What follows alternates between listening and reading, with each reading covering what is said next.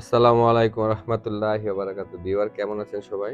আশা রাখি ইনশাল্লাহ ভালো আছেন। ভিউয়ার, নতুন স্বাধীনতার নতুন ভাস্কর্য ঢাকায় দেখেন ৩৬শে জুলাই লেখা মেটালে তৈরিকৃত এই ভাস্কর্য ঢাকার শাহবাগে জাতীয় জাদুঘরের কোণায় স্থাপন করা হয়েছে। ভিউয়ার দেখেন, এই ভাস্কর্যের মধ্যে মূলত পুরো স্বাধীনতার পরে পুরো ঢাকা শহরে যত রকমের দেওয়াল লিখন অথবা গ্রাফিটি তৈরি করা হয়েছিল লেখা দিয়ে, সেই লেখাগুলি এখানে তুলে ধরা হয়েছে। এই যে দেখেন নিচের দিকে, আহ, এই ভাস্কর্যটি মূলত ভিউয়ার মেটালে তৈরি করা, মেটাল দিয়ে তৈরি করা। এই যে আমি কাছের থেকে দেখাচ্ছি, দেখেন ৩৬শে জুলাই।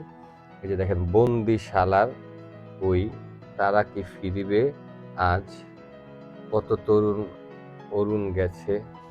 এগুলি মূলত যত প্রকারের ঢাকা শহরে স্বাধীনতাকে কেন্দ্র করে যত দেওয়াল লিখন ছিল, ওই সমস্ত কথাগুলি মূলত এখানে তুলে ধরা হয়েছে ভিউয়ার। এই যে দেখেন নিচের দিকে হচ্ছে যে সমস্ত ছেলেরা শহীদ হয়েছে তাদের নাম এখানে তুলে ধরা হয়েছে। ঠিক নিচের দিকে রাউন্ড শেপের মধ্যে দেখেন এই যেগুলি হচ্ছে প্লাস্টিক গুড়ের মতো করে, ওগুলি সবই হচ্ছে মেশিনে কাটিং করা। এভাবে সুন্দর করে লিখে দিয়েছে, দেখেন খুব চমৎকার।